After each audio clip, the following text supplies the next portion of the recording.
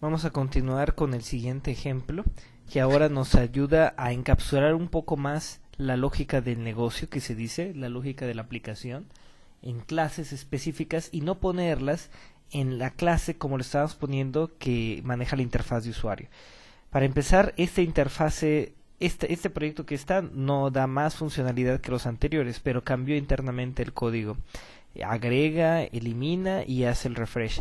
Pero ¿qué es lo que ocurrió aquí? Bueno, se cambiaron de lugar varias cosas.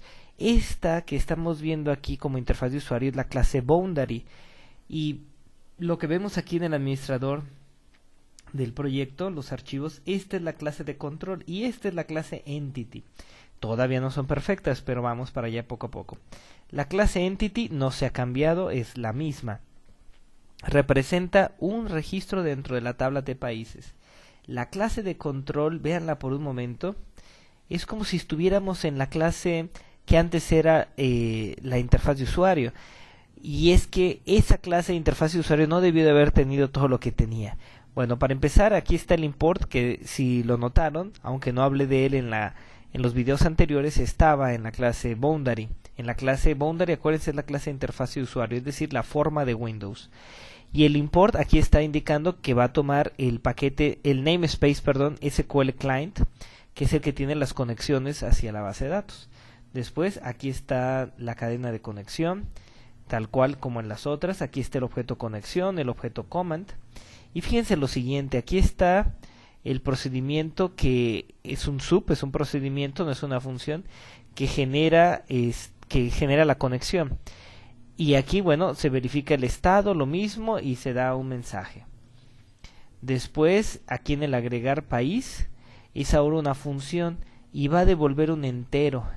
Entonces, ese entero es el que va a reflejar si se hicieron bien las cosas o no. Después, este código que está aquí, ustedes ya lo conocen. Lo único que se hizo es mover el código que antes estaba en la clase Boundary a esta clase de control, porque realmente da lógica de negocio este método.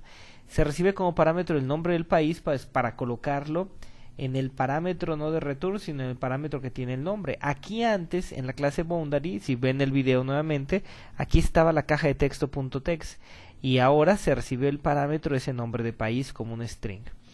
Y entonces es el mismo código, nada más que al final el valor del parámetro de retorno, el @return. ¿Por qué @return? Porque así se le llamó aquí, @return, ¿sí? Este @return se coloca en una variable entera y se devuelve. Entonces aquí no se está dando ningún mensaje si se logró o no se logró, solamente se devuelve el resultado, lo hice o no lo hice. El de borrar es lo mismo y también al final el valor del parámetro de retorno se retorna a la clase Boundary. Entonces la lógica es el sentido, perdón, de los datos es de la clase Boundary saltan a la clase de control y de esa clase de control ya procesados los datos me lo dan la clase Boundary. Si la clase de control necesita tomar datos para llevárselos a la clase Boundary, lo hará por medio de la clase Entity, de la clase países, es decir, para la consulta. Después, para la consulta, aquí se declara el SQL Data Reader, aquí se declara el objeto de cPaíses, lo mismo se hace la consulta y al ejecutarlo se está llenando ese listado de países que estaba definido arriba. Aquí se limpió la lista como la otra vez, pero si fijan aquí no está indicando que el grid, su data source es igual a la lista que se hacía aquí y aquí se limpiaba, es que se ponía data source es igual a nothing, si recuerdan. ¿Por qué? Porque ese grid quedó en la clase Boundary, no en la clase de control. Y solamente está retornando 1 o 0, 1 si salieron las cosas bien y 0 si salieron mal. Es decir, si la consulta no tiene datos. Entonces, ¿qué es lo que ocurrió en la clase Boundary? Bueno, en el agregar ya todo se achicó. Vamos a irnos al principio y fíjense que ya no están las variables que estaban antes. Simplemente está un objeto de la clase control y una lista de la clase cPaíses, que es la que va a alimentar al grid. Oye, pero ya estaba generada una lista aquí para el grid. Sí, cierto. Aquí ya estaba una lista y esta se fue alimentando, ¿no? Aquí está la alimentación de esa lista y la declaración de la lista está aquí, ¿no? ¿Dónde está? Ah, no, debe estar allá mismo abajo. Aquí está, se recibe, perdón, como parámetro.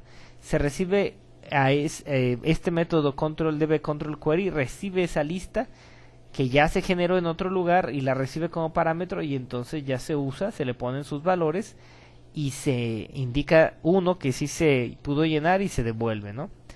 Ahora, entonces en la clase boundary, en el agregar dijimos, solamente va a decir, bueno, declara una variable resultado y resultado es igual a mi clase de control y punto, pongo un punto y aparece el método agregar país. Y le envío como parámetro lo que hay en la caja de texto para que sea el nombre, que se acuerdan recibía ese método. Y después se verifica que quedó en resultado 0, quiere decir que sí se insertó, y si no, bueno, hubo un error en la inserción. Lo mismo para el borrar, ya se hizo muy pequeño, se invoca al método borrar país, se le pasa el nombre del país en la caja de texto y se indica que cuál va a ser el resultado, si se regresó un 0, si regresó otro valor. Y para el query es lo mismo. Fíjense que aquí la lista ya se generó, vamos a irnos arriba. Esta es la lista que ya se generó de la clase cPaíses, pero está vacía, no tiene ningún objeto cPaíses. Bueno, esa lista es la que se envía como parámetro ya creada, y entonces el método control query que ya vimos alimenta esta lista. Cuando regresa se verifica si hubo resultados, entonces ese grid, ahora sí, su data source es igual a nothing, es decir, primero limpia lo que tenía antes y después dice que su data source es esa lista que acaba de llegar. Cuando se pasa por parámetro la lista a un método de otra clase, recuérdense que esta es una clase boundary y la otra era una clase de control, se puede modificar el contenido de esa lista, entonces ya está llena de todos los objetos. Entonces vamos a darle play para comprobar nada más el resultado, y lo único que se hizo es ya dividir por capas la clase boundary, la clase de control y la clase entity. ¿Para qué nos sirven estas clases?